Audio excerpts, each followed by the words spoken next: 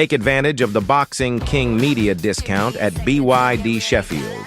You can get this amazing car for £269 per month with a £269 deposit.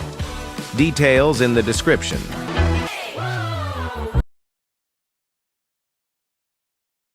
Boxing King Media, powered by BYD. Johnny Nelson, we're at the Royal Albert Hall. Fascinating venue. Have you by any chance fought here? Yeah, man, boxed in 1990. Lennox Lewis was on the card in his 11th professional fight. Herbie Hyde was on the card in his 3rd professional fight. So, yeah, and that was on a Wednesday as well. Barry Hearn was the promoter at the time. So this is an amazing venue. Even when I walked in tonight, I thought, wow, I love this place. It's classy, man. It was class. Did you get on in your fight? I knocked him out. Knocked him the 5-0 out. Has this place changed at all? Is it still exactly the same as it was? Exactly the same. It's classy. It was just class. It was named after Prince Albert, opened in 1871. We'll go down the history line, but I'll bore you to death. So I think it's a really classy venue. Fascinating fight night for women's boxing. We'll fly through it. Tasha Jonas, was it a fight too late towards the end of her career, or was Lauren Price just proved how good she is tonight? Pace was the key, and that's what I said at the beginning before this fight took place. I said if Natasha can't control the pace, she loses the fight. And Lauren knew that. At 40 years old, it doesn't matter who you are or where you are. We saw that with Bivol against Peterviev. When you're at 40, you can control a certain pace. You can't go up, you'll only go down. And if you're young and you have pace, just take the pace away from a more talented fighter. So maybe Natasha had more of a variation with her shots, but she couldn't get the shots off. All she could do was try and wait for Lauren to slow down, then try and catch her then. And that's all she could do. But to me, I think pace was the king. She did a great job. Anyone else stood out to you on the undercard? Of course, Caroline Dubois. Caroline Dubois boxed brilliantly, and that was a rated win. People don't realise that was a really good opponent she was in with. Now, Shin was WBC #1. So you don't get given that position. She don't just come to make up numbers. Shin's a tough cookie, and she was there to put a fight on. But Caroline showed boxing skill and ability, picking her off, banging her. But it's on the last 2 rounds where she got fatigued and he got desperate, because I gather she's had a virus coming through, but she still dug down, dug deep. She thought, I'm finishing out on a high. Ben, before you go to the press, can I just jump in for a minute? Won't be too long. We just special. There you go. What a night. What an absolutely packed out. It was unbelievable. How do you top that? What's next? Well, first off, it's taken 2.5 years to get in, and it was hard because they've been put off boxing. Now we think, hopefully, they've seen what a special night tonight was. It was amazing for the hall. It was amazing for us.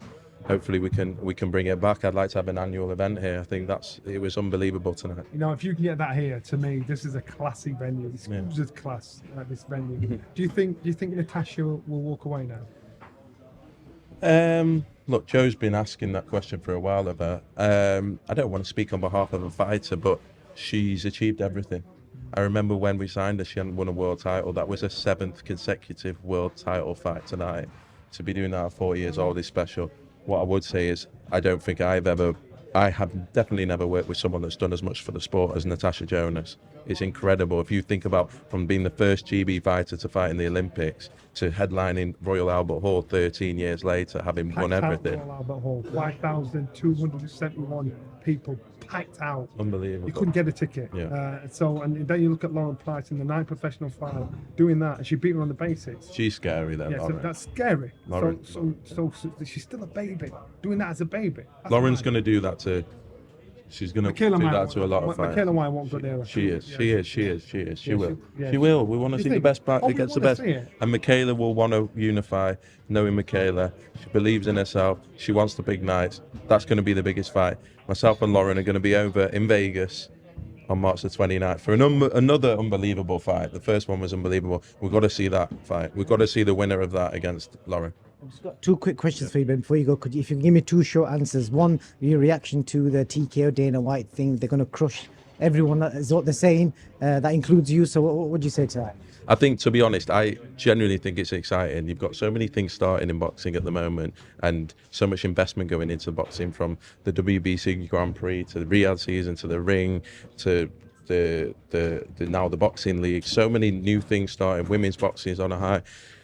For me, boxing is so big, but it has to service so many. It has to service so many broadcasters. We don't want boxing to just be on one or two broadcasters. And I think in this country, it's really healthy right now. When you look at the US, you can see why it needs something. When you've got HBO coming out, Showtime coming out, ESPN, so that has to revitalize something. So that's great.